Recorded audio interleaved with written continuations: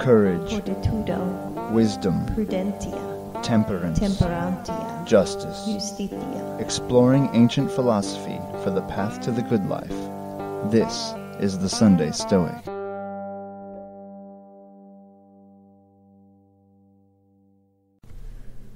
Preaching from the porch, this is the Sunday Stoic. I'm your host, Steve. This is episode 1. You can email me at sundaystoic@gmail.com and check out the show notes, including links to all of the readings from the show at sundaystoic.wordpress.com. So what is this show and who am I? Well, this is a show where we'll discuss some of the tenets of Stoicism by doing 3 readings and then putting them together and discussing what they mean. Much like if you've ever been to a Catholic Mass, something like they do. It's kind of what I base the idea on. This is a weekly podcast put out on Sundays. I'm hoping to do about 10 of these shows, see how it's going, and then decide how to chart the future. So this is episode 1. And recently I started reading about Stoicism. I've read the works of Marcus Aurelius, a little bit of Epictetus, and I'm working on some Seneca, as well as some of the more modern books on Stoicism, and some of the cool websites out there, which I'll reference, I'm sure, in these episodes. And I find it to be a very practical and useful philosophy. I had no idea what Stoicism was. If you'd asked me 6 months ago, I would have said a Stoic is someone who doesn't cry at funerals or never smiles at a joke. But I've learned that that's really a poor summation of what a Stoic is. Stoicism has a rich and deep history, dating back to sort of right around just before at the BC AD interface, basically, maybe around 300 BC, up to the modern era. Of course, its heyday was in the Roman Empire, for example, where you had even the Roman Emperor Marcus Aurelius practicing this philosophy. But at the core of the philosophy is the idea that you should focus on the things that you can change and ignore the rest, basically. That's one of the core tenets. We'll talk about that in a later episode. But in today's episode, we're going to focus on the theme of living in the present and not being distracted by the trivia of daily life, by our possessions, or wishing we had someone else's possessions. We want to focus on the importance of living in the present and of giving it our best shot, because the present is really all that we have. The past is gone and the future is uncertain. So let's start there. The Enchiridion by Epictetus, number 44. These reasonings have no logical connection. I am richer than you, therefore I am your superior. I am more eloquent than you, therefore I am your superior. The true logical connection is rather this: I am richer than you, therefore my possessions must exceed yours. I am more eloquent than you, therefore my style must surpass yours. But you, after all, consist neither in property nor in style. Reading number 2. Marcus Aurelius, Meditations, Chapter 2, Paragraph 5. Every moment think steadily as a Roman and a man to do what thou hast in hand with perfect and simple dignity, and feeling of affection and freedom and justice, and give thyself relief from all other thoughts. And thou wilt give thyself relief if thou doest every act of thy life as if it were the last, laying aside all carelessness and passionate aversion from the commands of reason, and all hypocrisy and self-love and discontent with the portion which has been given to thee.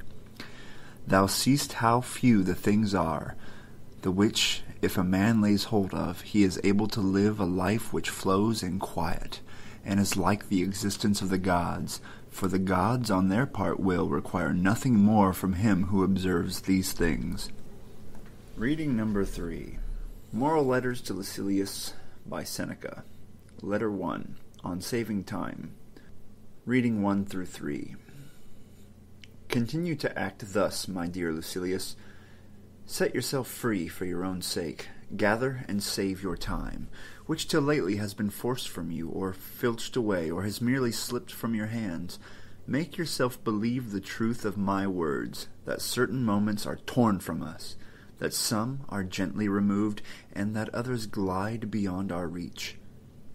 The most disgraceful kind of loss, however, is that due to carelessness.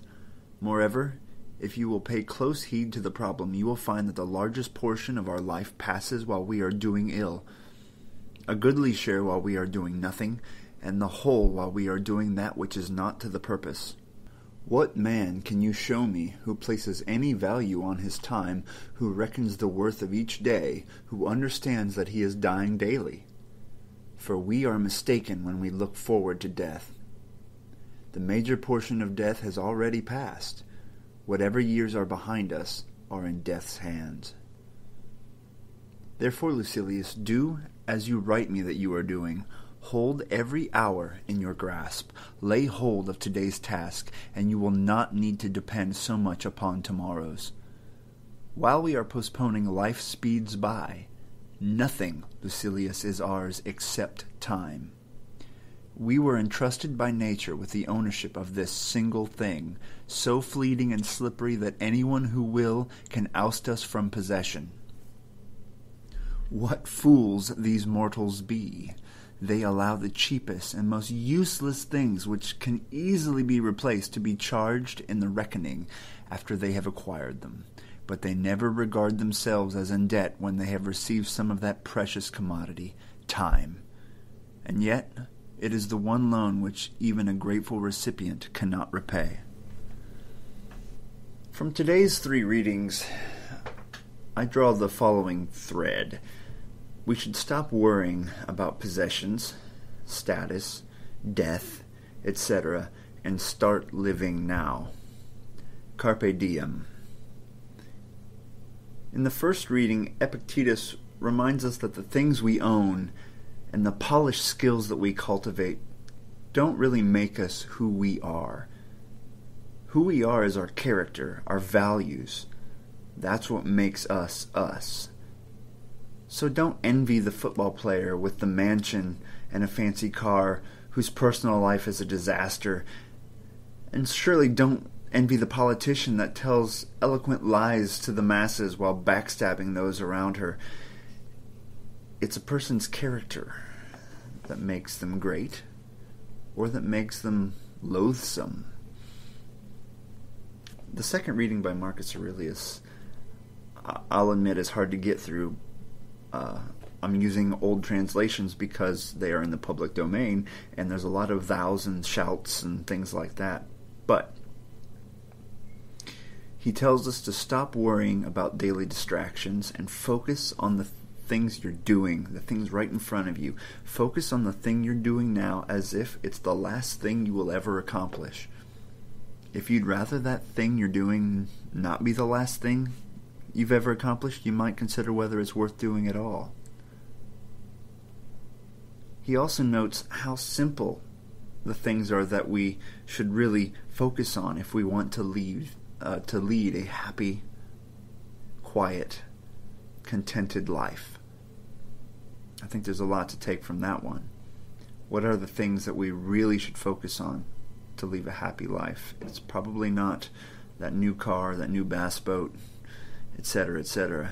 It's much more simple than that.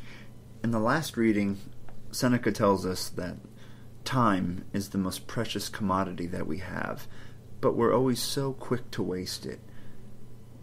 We have such little regard for ourselves that we'll let anyone take our time. We give it away.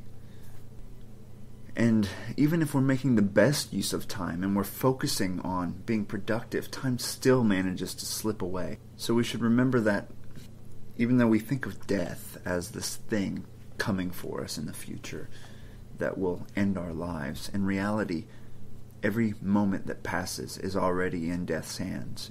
You can't have yesterday back, just like you can't have the day after you're dead back.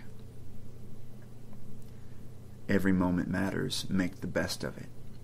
Make the best use of it that you can.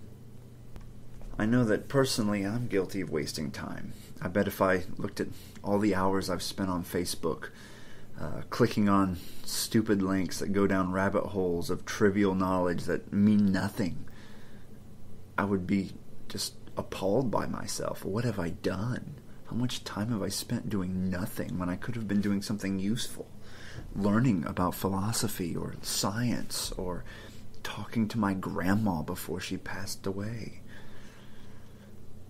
In an article in the Telegraph, a survey was conducted in which they said individuals spend about an hour and 40 minutes a day on social media. An hour and 40 minutes a day is going to add up very rapidly. That's over 600 hours a year. Think of that, 600 hours a year.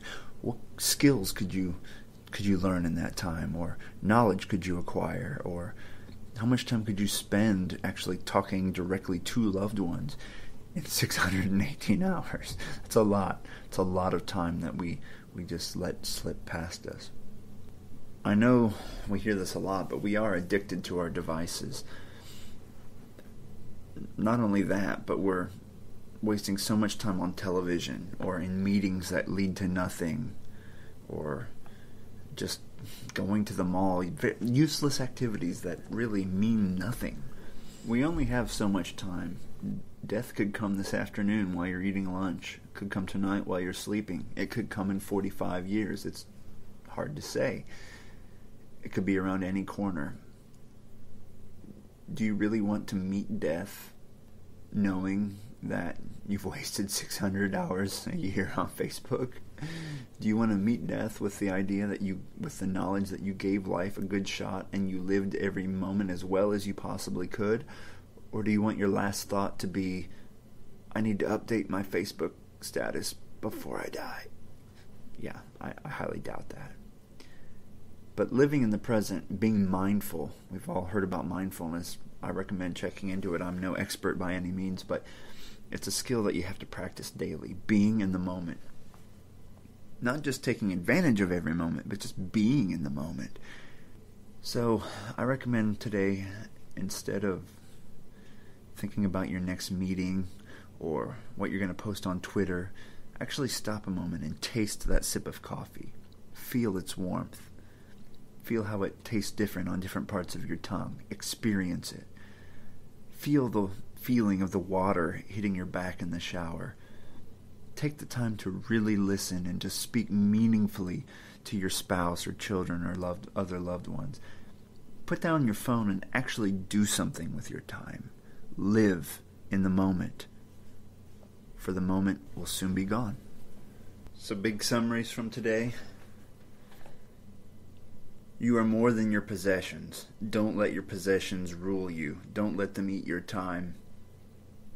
Your time is important to you. Focus on the simple life, the happy life. And when the time comes to leave this life, you'll know you've gave it your best shot. Carpe diem.